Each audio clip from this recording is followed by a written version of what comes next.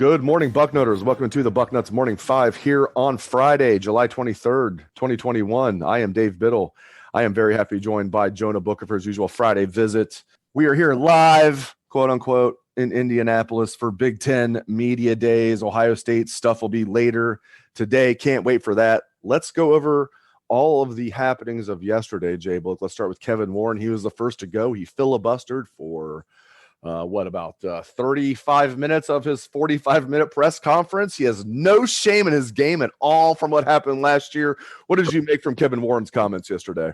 That man is one of the worst leaders in all of amateur sports. That's all I have to say. Or sports period. Or sports period. Sports period. Or humanity. I mean, the fact that he had the balls to get up there on the stage and say that, nope, I didn't learn anything from last year. In fact, I'm going to double down and say if the circumstances were similar, I would do the same thing again. To me, that is grounds for him being terminated. I mean, you look at the mess that the Big Ten had to go through, and for him to get up there with no humility to say that he would double down and do it again tells me that he didn't learn his lesson. I have no idea, Dave, what the presidents see in him. I mean, you look at and I have put it on Twitter yesterday, the SEC, they have a thoroughbred of a commissioner, a guy who has a vision, someone who is ready to lead. He's prepared to take the SEC to the next level.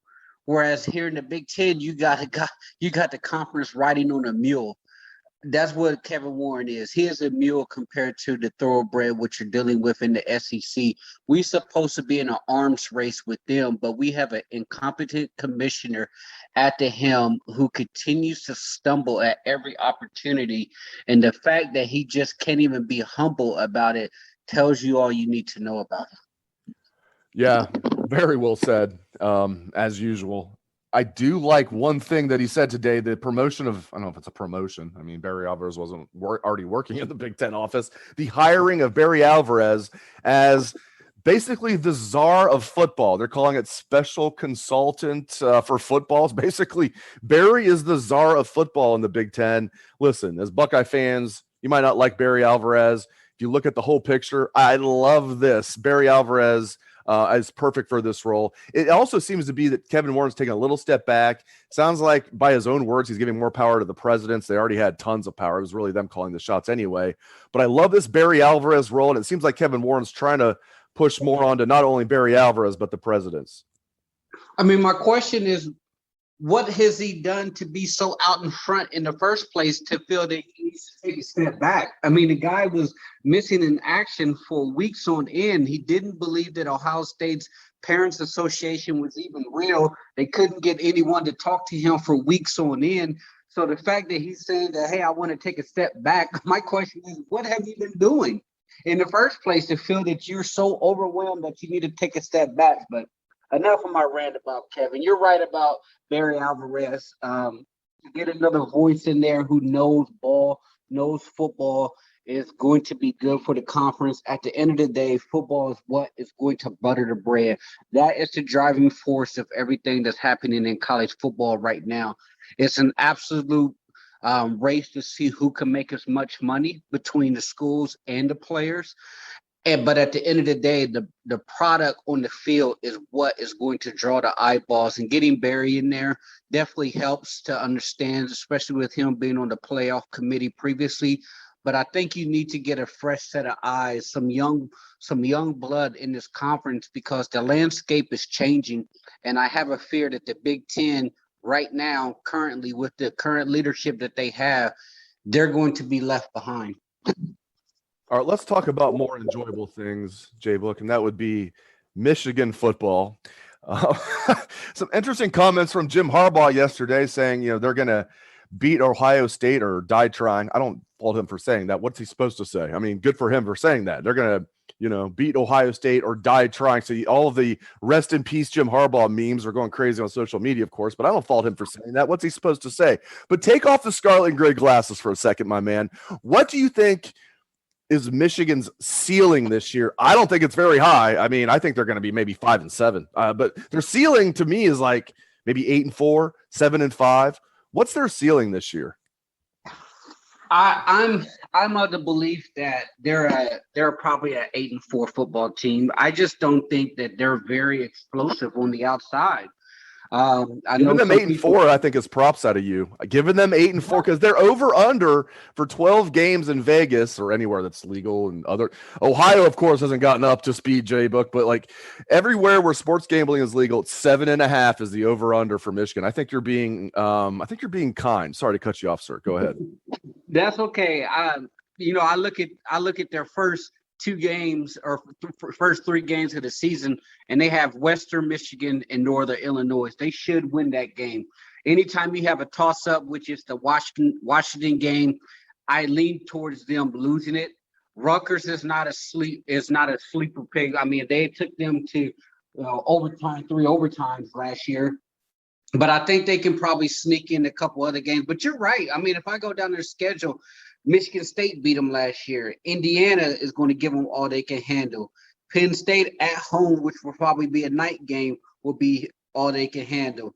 Ohio State obviously is a loss. I think they can get Nebraska playing at Wisconsin. So, yeah, you might be right, Dave. I mean, 7-5, I could definitely see it. I just don't think this is a very good program right now. They're in a bad spot. They're coming off a 2-4, waving the white flag type of year.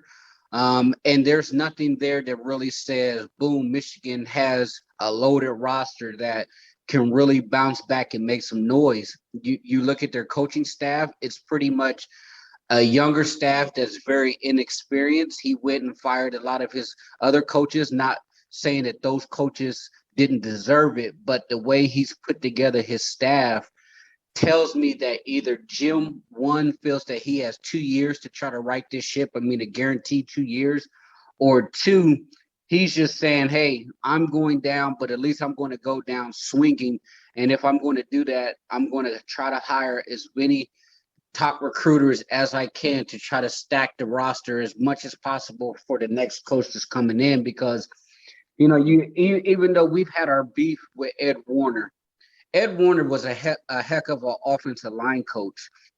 You fired him and brought in a guy who's never coached the offensive line on a year that is a proven year for you, meaning the most important position on the football field, you're bringing in a guy who's never coached that position. It's a bold move. We'll see how that plays out, but Michigan right now, they're in a bad spot. They can talk about, leaving it all on the field and we're going to die trying to beat Ohio State. But the reality is they do not have the talent to match up to Ohio State. They're small up front on the defensive line. Cade McNamara is a so-so quarterback. The wide receivers lack any type of separation. They do have some quality talent at the running back position. You don't know if that defense, what it's going to be. You're switching from a Don Brown 4-3 defense to a 3-4 defense that the Baltimore Ravens run. Typically, when you think of a 3-4 defense, you're looking at a defensive front similar to Alabama, where you're going to have massive interior guys, and you're going to be able to have linebackers with long range and speed to be able to get after the quarterback. That is not what Michigan has. Michigan's roster is not built to run a 3-4 defense. They were already small up front, and now you're going to really expose that front. So I would not be surprised if you see a lot of teams running the football down their throat. All right, one more thing about that team up north, then we'll delve into the Buckeyes. You mentioned Cade McNamara. I found it interesting yesterday that Jim Harbaugh, I would have bet big money, like I bet Ryan Day will say later today, I'm betting big money. He's not going to say who his starting quarterback is. He's not going to be like, it's CJ Stroud, everybody. everybody, CJ Stroud, starting quarterback, or Kyle McCord. I don't think he's going to announce it. Maybe I'll be wrong, because I was also wrong about Jim Harbaugh. I did not think yesterday, JBook, he was going to come out and say Cade McNown. Cade McNamara is their starting quarterback, at least entering camp. He didn't say he's like definitely going to be their starting quarterback no matter what, but I thought he'd be like, it's a competition between the guy that transferred from Texas Tech, between JJ McCarthy and Cade McNamara. But he says it's Cade McNamara's job going into camp. Yeah, they seem to like what they're getting from him. To me, I look at it like this. If you're Jim Harbaugh, the spotlight is on you. You just took a 50% pay cut. Your back is against the wall. You're supposed to be the last warrior at the gate for Michigan football, from keeping it from being overran. You have to go with a veteran. You can't go into the season, which is a proven year, with a true freshman quarterback who anything is not ready to play at this level. So I can understand why they have McNamara as the head guy going into camp. All right, Buckeyes later today. I mean, there's so many things that I just can't wait to hear Coach Day and the 3-player reps talk about. What are you most interested to hear about from the contingent of Buckeyes today? Yeah, it's been a while, so I just want to hear, how things are coming with this team. I know those guys put in a lot of work to get better in the offseason as we head into the camp. I think the biggest question mark for Ohio State will be obviously the quarterback. I'm pretty confident that CJ Stroud will be the guy, and he will be loaded and surrounded by a bunch of talent. But to me, the national question is, what will the Ohio State defense be?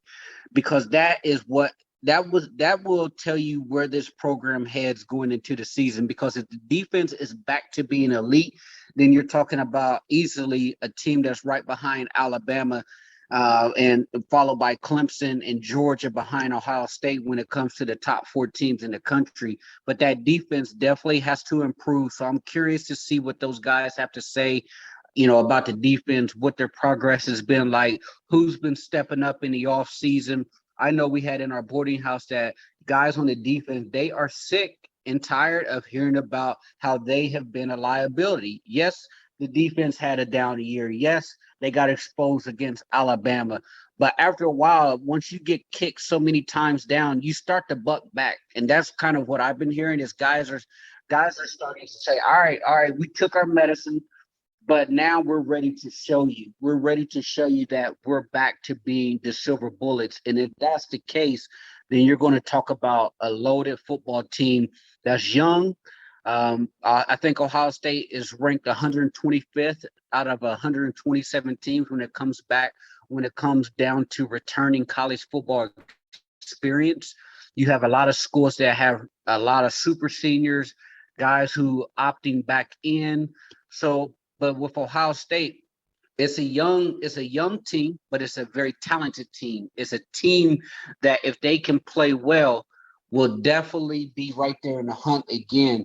I would tell people that Minnesota game will definitely be a battle, because taking a young team on the road at night, you better best believe that you're going to get Minnesota's best effort. So when you have a young team get hit in the mouth early, it's going to be how they respond. And I have the utmost confidence that Ryan Day and the staff will have those guys ready.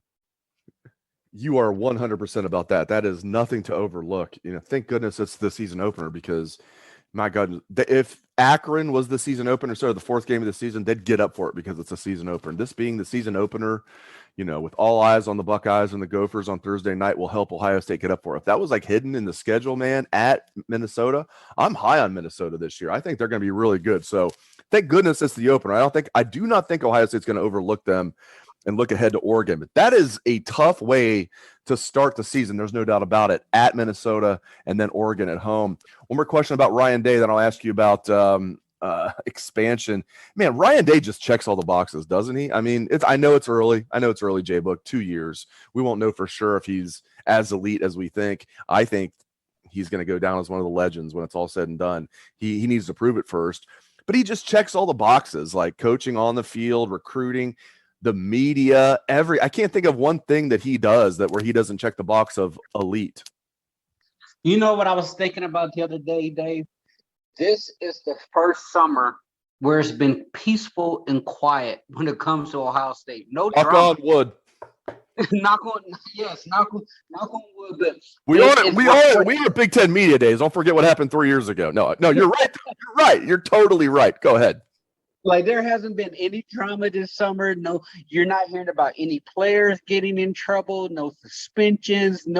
Nobody, shooting out windows with BB guns or anything. It's been a really refreshing, quiet summer heading into the season. And you go into the season thinking about where the program is at. It's as healthy as it's ever been, thanks to Ryan Day. The recruiting is at an all-time high.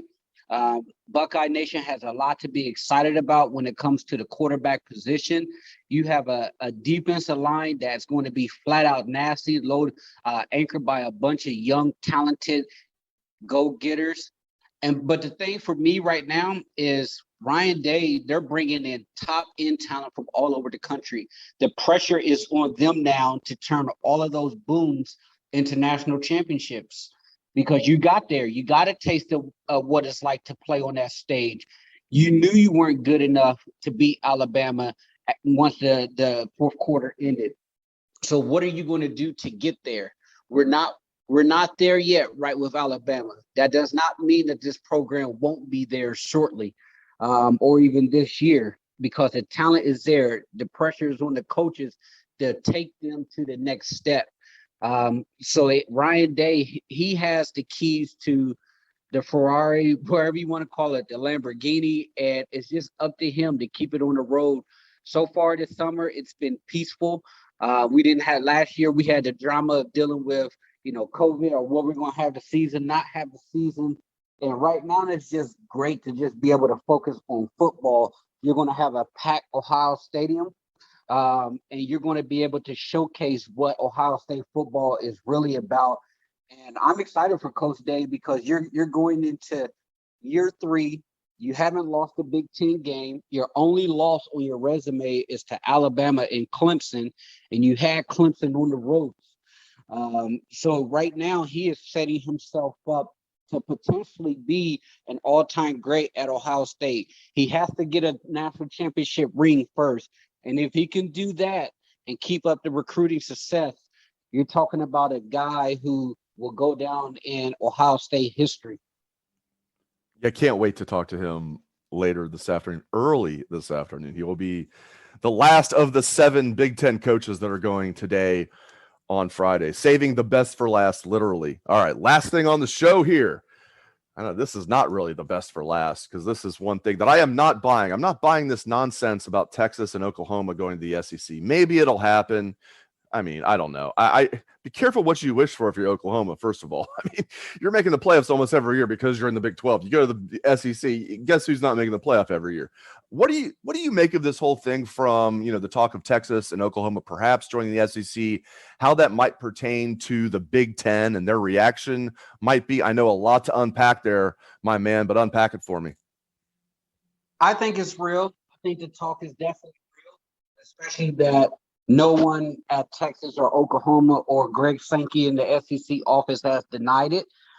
I mean, it's even been reported that as far as next week, the SEC could be potentially hosting a vote to see if they're willing to allow them in. So things are moving pretty quickly here. Usually with these type of things, if the light gets shone on it, those conversations are pretty far down the road.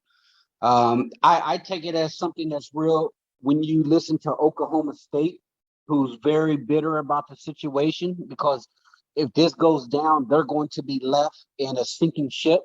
And with them threatening legislation, roadblocks for Oklahoma within the state tells me that this could be real. Texas A&M coming out fuming at the ears saying they do not want Texas. But you make the point, the road to the 12-team playoff will be a whole lot easier in the Big 12. I mean, you put Texas in the SEC West. What are they? The 4th best team right now? And then you have to try to win the SEC championship. Oklahoma, yeah, you're the big dogs in the Big 12, but how would that play out if you're in the conference, with Georgia and you play in Florida and you got Alabama, LSU on your schedule. I don't know. I mean, it makes it a whole lot harder, but I can see the draw of bringing those brands into the SEC. The pot that's going to be split will be enormous.